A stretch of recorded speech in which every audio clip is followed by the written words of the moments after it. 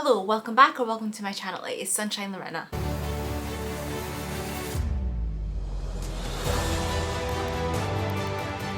Hi guys, so it has been a while since I've actually sat down and filmed a video. Today I'm going to be doing the There Are 10 But tag, and I was kindly tagged by What Victoria Read and Chloe Reads Books back in December, and yes, I know this is February and it's taken me 2 months to do this, but I'm doing it now. This is like a really fun tag. I will go through that shortly, but first of all, the original creators were Connie Reed and Katie Books. I will link them down below, and thank you to Victoria and Chloe for tagging me in this. So yeah, let's just get into it. So 1. There are 10, but they're over 500 pages long. I kind of like a whole series for this one, and that is the Poppy War series by R.F. Kwan. Every single book in this series is over 500 pages. Like, it's a lot. It is a lot. They're big books. I mean, this is just over 500 and these are like more than 500, I think 6, I can't remember. They're long, but it's such a good series, guys. I've spoken about them on my channel a lot, and I just love this fantasy series. Absolutely adore it. Obviously there are look up content warnings because it is based on real life history, real life war, and there is like some tough things in there, so I do recommend that you check out the trigger warnings. But I love these so much. We follow Rin, and she is from the south of the country, an orphan, from a poor background. She like amazes everyone and passes the Keju test and gets into like the best school in the whole country, but where everyone's elite and they kind of look down on her, and it turns out she has these powers, and then there's this teacher that like helps her, but the third Poppy War is just a spark away. That's a very brief synopsis if you haven't heard about it, but just I really enjoyed this series, and just seeing that battle, the back and forth, amazing. There are 10. It's a 10. It's a 10. Number 2, there are 10 but from pre-order. So the book I have on this list is The Ashbury Cling by Chelsea Abdullah. This is book 2 in like this, I think it's the Sand Sea trilogy. So I read the first one the beginning of this year, really enjoyed it, which is the Stardust Thief. So this is number 2, and it's coming out in November the 14th. I have it here in front of me. November the 14th it's coming out, and I really enjoyed it. It was like a 4-star for me in the first one, but like this one, I know the second one's gonna be good because that ending, guys, the setup and the way that ends, it's gonna be good, guys. It is going to be good. It's inspired from 1001 Nights. It's a tale that looks at a legendary smuggler, a cowardly prince, and a dangerous quest across the desert to find a magical lamp. So that's how the first one comes about. The second one, I've not really read the premise, but I'm not going to tell you what it is anyway because it'll ruin it, but just trust me, it's good. It's a really good start to a fantasy series, so I cannot wait for the second one. Like, I need to have it when it comes out, guys. I need to have it. So number 3, there are 10, but they're a red flag. So for this one, I was like, what book am I gonna pick? But I looked at my shelves, and the one that I have, I mean, the whole plot is a red flag, basically. That's how I went with this one, because yeah, it was the best one I could fit with that, and it is Grown by Tiffany G. Jackson. This is actually YA. I read this, 3 years ago, I think? I want to say 3 years ago. And like I said, the plot is like a red flag, and I will explain that in a minute, but the book literally comes with trigger warnings, content warnings at the start, which honestly, I think more books should do that rather than you having to look up and find out sources from other people. But it has content warnings, which is exactly why this is like a red flag, because like, you know, there's a lot in here, and I will, like I said, I'm gonna go through the premises now, but content warning, it mentions of sexual abuse, rape, assault, child abuse, kidnapping, and addiction. So yeah, this one, we are following Enchanted Jones, and she wakes up with blood on her hands and zero memory of the previous night. No one, the police and Corey's fans included, has more question than she does. All she really knows is that this isn't how things are supposed to be. Corey was Enchanted's ticket to stardom. Before there was a dead body, Enchanted was an inspiring singer struggling with her tight-knit family's recent move to the suburbs while trying to find her place as one of the few black girls in high school. But then legendary R&B artist Corey Fields spots her at an audition, and suddenly her dreams of being a professional singer takes flight. Enchanted is dazzled by Corey's luxurious life, but soon her dream turns into a nightmare. Behind Corey's charm and star power lurks a dark side, one that wants to control her every move with rage and consequences. Except now he's dead and the police are at the door. Who killed Corey Fields? All signs point to Enchanted. And yes, it is a really thought-provoking read. It covers, like I said, a lot of important topics.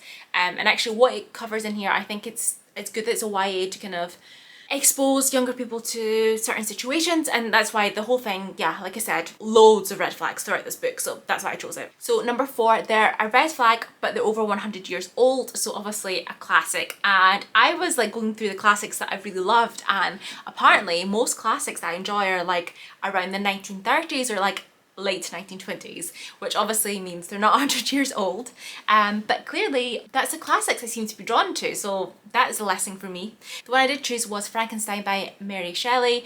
I really enjoyed this. This is obviously one of these OG, like gothic, kind of looking into that kind of horror, like OG style. Yeah, I really enjoyed it. I really enjoyed it. It does have small writing, guys. It has small writings, but I really enjoyed it. The gothic writing, it was written in like the 1800s if I remember correctly, but yeah, gothic horror. And Frankenstein, a student, and he ends up creating this living being, and you really, who looks monstrous to the world, and you end up going through this process of reading it like who actually was the monster. Was it Frankenstein, or was it the creature that he created that the world looks at and thinks is monstrous?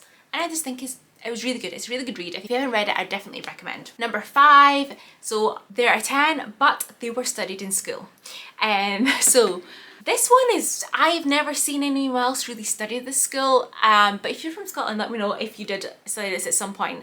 But I actually have the original copy that I had at school, so this book it is of a certain age. I still have the original one. I want to reread this at some point as well, because I did really enjoy it, and that is Noughts and Crosses by Ian Rankin. This started me on my path of reading Ian Rankin, and I don't know how much you can see, I do have a collection of his books there, and I've just not read them in years, and this just reminded me, so I definitely need to, I think I want to reread this at some point. Like I said, this is not one I really have heard people studying, but I really enjoyed it. So this is my original school copy, so there are like notes and highlights and all that stuff in there, so I do want to like read it again, see what we looked at, but I really enjoyed it.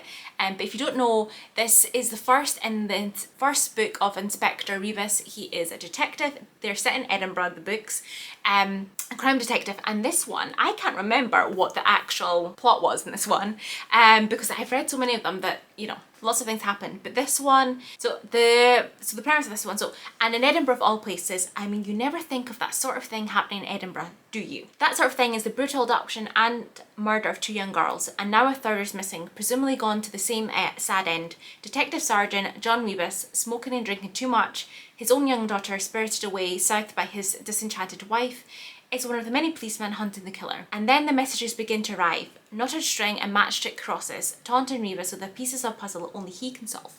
And it's so good, it's like a crime thriller. I really enjoyed it. I definitely recommend. I really did enjoy it despite studying this one in school. Unlike Sunset Song, guys, which is a 0. That book was a 0. And if I never read that in my life, I will die happy, I'm telling you. But this, great, recommend. And the last one is there are 10, but they'll leave you with emotional damage. And the one that I picked for this looked at my shelves and I was like, yep, that definitely like got to me. There were tears when I read this. I haven't read this since. I've read this once. And I'm gonna have to reread it and the second one, because I do have the third one on my shelves, but it's been so long that I can't read the third one now because I need to refresh my memory of the first 2. And that is Me Before You by Jojo Moyes. Yeah, made me cry, guys. Made me cry. This will get to you. I'm telling you that. I'm gonna read the synopsis on the back because I do not remember how much you're told before going into this, and I don't want to say too much and ruin anything for everyone. So Lou Clark knows a lot of things. She knows how many footsteps there are between the bus stop and home. She knows she likes working in the buttered bun tea shop, and she knows she might not love her boyfriend Patrick. What Lou doesn't know is she's about to lose her job, or that knowing what's coming is keeping her sane. Will Traynor knows his motorcycle accident took away his desire to live. He knows everything feels very small and rather joyless now, and he knows exactly how he's going to put a stop to that. What Will doesn't know is that Lou is about to burst into his world in a riot of colour, and neither of them knows they're going to change the other for all time. And guys, when I tell you I cried, I just cried so much of this book, and this will give you emotional damage, guys. It will give you emotional damage, you will cry tears. But yes, I'm gonna have to reread it. I'm gonna have to reread it so that I can reread the second one and read the third one and find out actually how the whole thing ends overall. But yeah, it took me by surprise, this one, I'm telling you. It took me by surprise. Those tears took me by surprise. And like I said, that is it. So I need to tag some people for this. So I am gonna do like what Victoria and Chloe did, and I'm just gonna go into my subscriptions and just kind of see who's there, and we're gonna pick some people out, and hopefully they haven't done this tag and they want to do this tag, but if you don't worry. So I am gonna pick Ashley from Ashley's Media Addiction, Charlotte from Clumsy Charlotte, and Jack from Jack and the Book Stack. And yes, thank you so much for watching. Leave me comments below if you've read any of these books or what books you would have chosen yourself. Thank you so much for watching, and I will hopefully see you in the next one. Bye! Hello, welcome back or welcome to my channel. They're on pre-order. And I should have had this up. But the one I did choose is Frankenstein by